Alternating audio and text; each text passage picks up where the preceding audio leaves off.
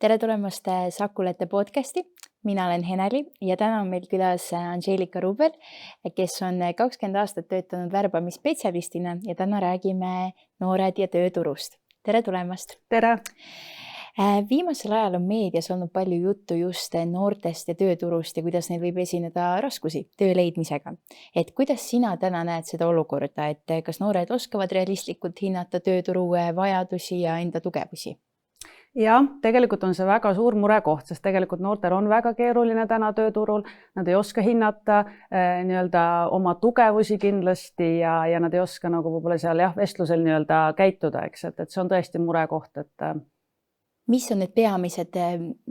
murekohad just, et mis nad teevad siis seal töövestlustel võib-olla valesti või mida võiks paremini? Ja, et kuna me tegelikult ka koolitame neid noori, et kuidas vestlusel siis käituda, kuidas seal esineda, et siis tegelikult põhilised mured ongi võib-olla need, et nad ei oska nagu sellist dialoogi pidada, et pigem ongi monoloog, et see ongi võib-olla tulnud siis sellest just, et hästi palju ollakse telefonis, mis on see tüüpiline, eks ju,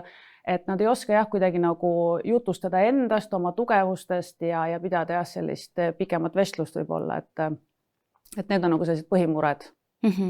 Milliseid trende noorte töövalikute seas oled viimasel ajal märganud? Et kas need on muutumas, on need muutunud mingi ajaga siin, et kuidas sa seda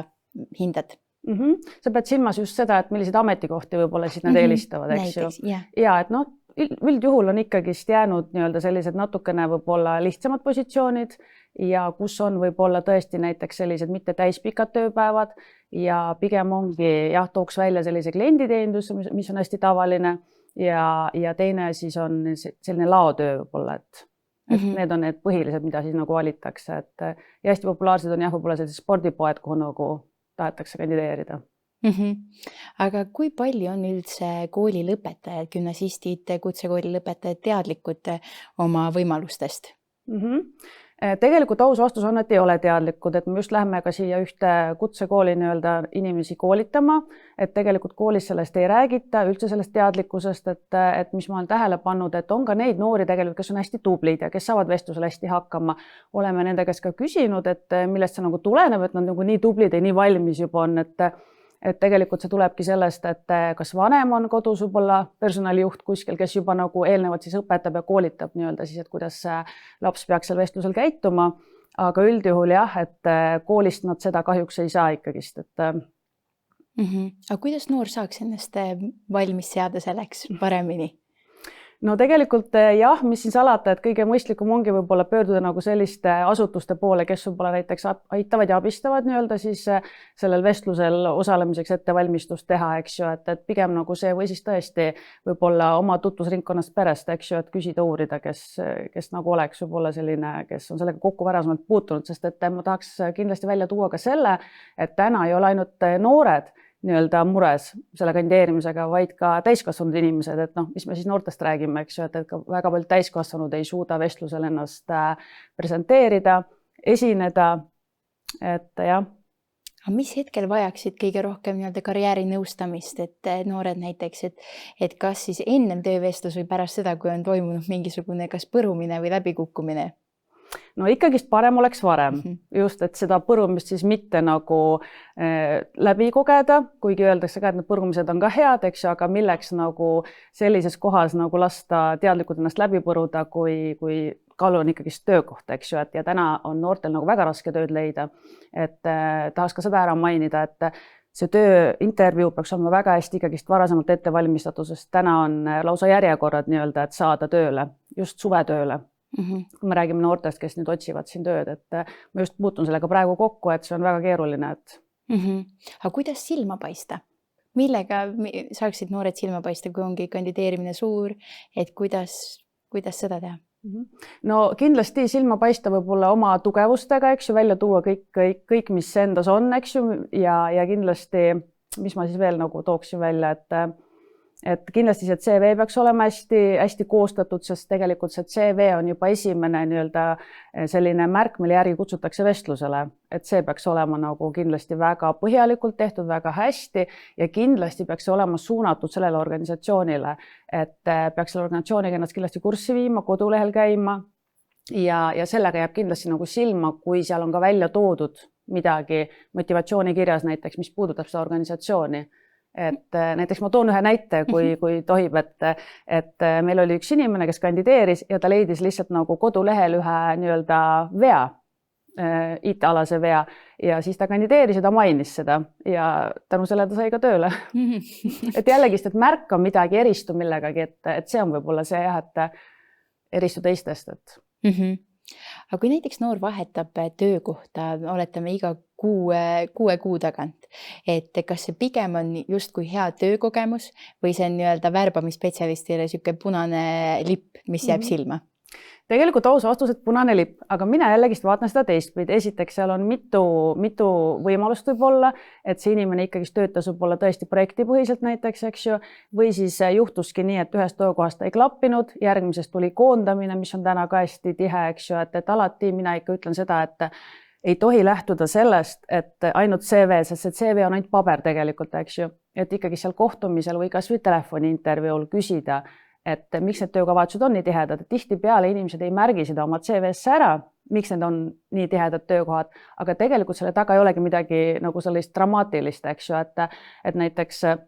väga paljudes valdkondades on ikkagi selline projektipõhine töö täna ja üleüldse on projektipõhine töö väga populaarne viimasel ajal. Ehk siis inimene lähebki kuskile tööle ja ta teebki seal teatud projekti ära ja ta teebki seda teatud mingi 3 kuu jooksul, 6 kuu jooksul ja see on nii-öelda siis mitte siis töövõtulepinguga, vaid teistmoodi siis, eks ju, et nagu sellise projektipõhise tööga, et ta ei ole nagu täiskohaga töölepinguga. Aga kui kandideeribki tööle keegi, kellel on hästi palju lühikese aega kogemust või siis oma ala spetsialist, kes on 10 aastat töötanud ühel alal, et kumma sina valiksid? Ma ikkagist vaataksin sisse ja ma ikkagist küsiksin, miks need töökohad on nii tihti vahetuses olnud, eks ju, et kui tõesti nagu ta on väga pikalt ühes kohas olnud, näiteks nagu sa ütlesidki, aga mingi hetk on hakanud tekkima nagu sellised vahetused. Et no seal võib olla midagi, aga ikkagist ma täpsustaks, kui tõesti on tegu väga hea spetsialistiga. Aga muidu võib-olla jah, nagu kui mulle kõrval oleks nagu teistsugune CV, kus on nagu selline stabiilne töökohtade vahetused, siis ma ikkagist valiksin tema, ma arvan, jah. Aga kui palju mängib üldse rolli see, et mis oskused sul on, kui see, et sa oskad ennast piisavalt hästi justkui töövestlusel maha müüa?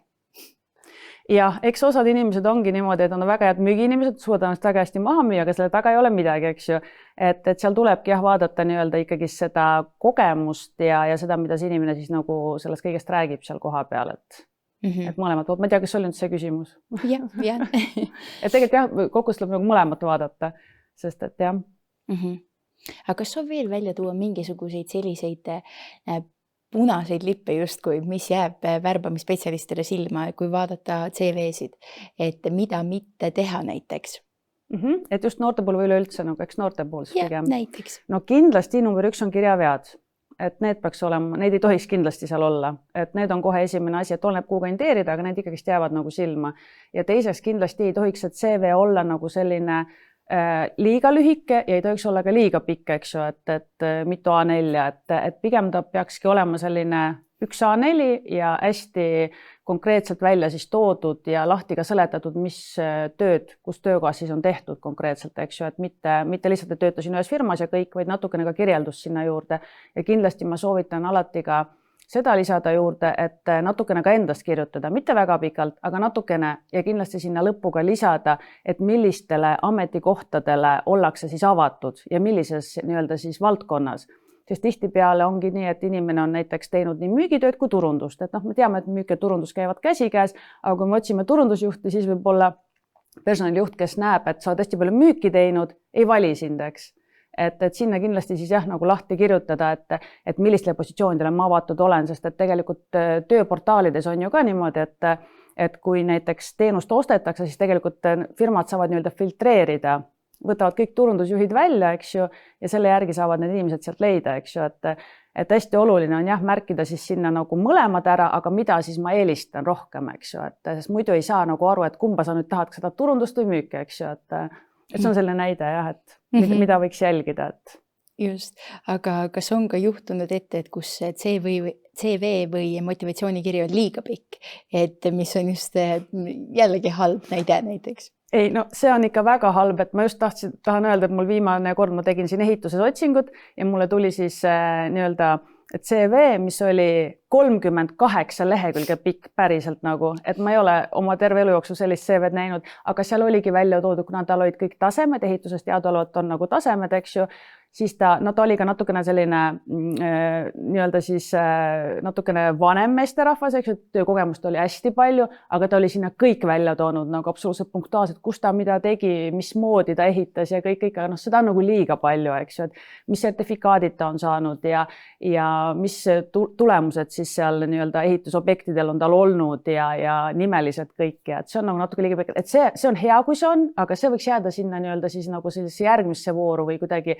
eraldi saadetuna, eks ju, et mitte nagu CV-s kõik ühes nagu, et siis paraku jah, et võib juhtuda see, et mina küll ma lugesin juba huvist, eks ju, aga ma tean, et personalijuhid ja värbamisspetsialist tihtipeale nagu sellist CV-d võib-olla jah, ei loe nagu lõpuni. Aga kas on rääkida mingi naljakas lugu endal värbamisspetsialistina, mis teil on ette juhtunud, kas töövestlusel näiteks? Ja on, et ma tegelikult käisin ka just ühes saates sellest rääkimas ja samamoodi küsiti siis, et mis on sellised veidrad võib-olla või mis on meelde jäänud, et tookski välja võib-olla jah, sellise nii-öelda kogemuse, kus tegelikult me värbasime inimest ja kui ma mäletan, see oli laotöötaja ja ta tuli nii-öelda siis vestlusele indiaanlase kostüümis.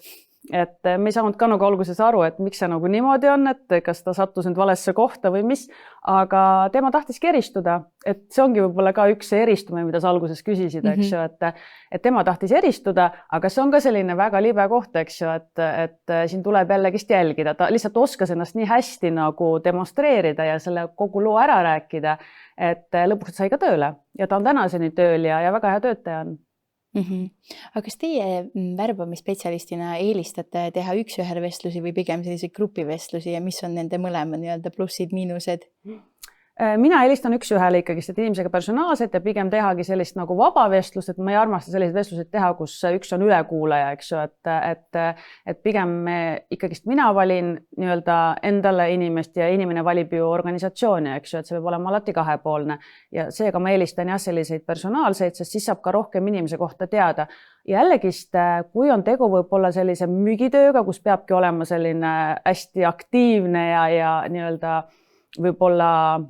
julge, eks ju, et siis võib-olla isegi teeks sellist grupiintervjuud, ma olen seda ka teinud, et siis nagu lihtsalt seal grupis sa näed, et kes võib-olla on selline kõige julgem, eks, et kes julgeb nagu võib-olla teiste ees rääkida mingist situatsioonist või mingist müügiolukorrast või seal samas ka näiteks midagi maha müüa, eks ju, et aga ikkagist jah, suures pildis ma ikkagist eelistan näost näkku, et Aga millised oleks need 3 näiteks praktilist nõuannet, mida saaks praegu kuulaja juba teha, et enda kas CV või motivatsioonikiri näiteks paremaks teha? No kindlasti jah, tasuks see üle vaadata ja kuskil tööportaalides kindlasti ka üleval hoida, sest nagu ma enne ütlesingi, et tegelikult firmad ju vaatavad läbi andmebaasi neid, eks ju, ja teevad nagu neid otsepakkumisi, et kindlasti CV selle pilguga üle vaadata, et seal oleks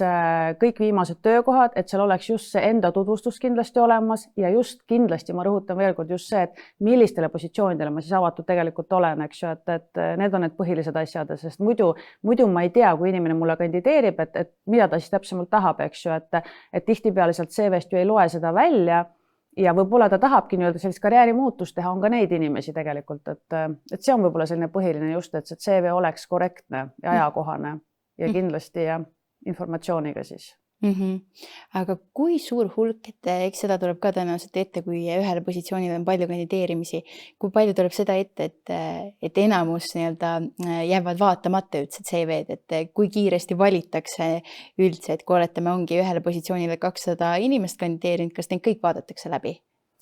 Ma ei oska kõikidest rääkida, aga nii palju, kui ma olen nüüd ise saanud tegelikult ju kandidaatidelt tagasisidet, kuna me ju tegelikult ka täiskasvanud inimestega nii-öelda siis töötame ja abistame neid ka vestlustel, eks ju, et siis tihtipeale nad ütlevadki, et tegelikult neile tuleb selline konkreetne kiri vastu, eitav kiri, eks ju, ja seal ei ole mitte midagi kirjas, et on selline stampkiri, et seda on kohe näha, eks ju.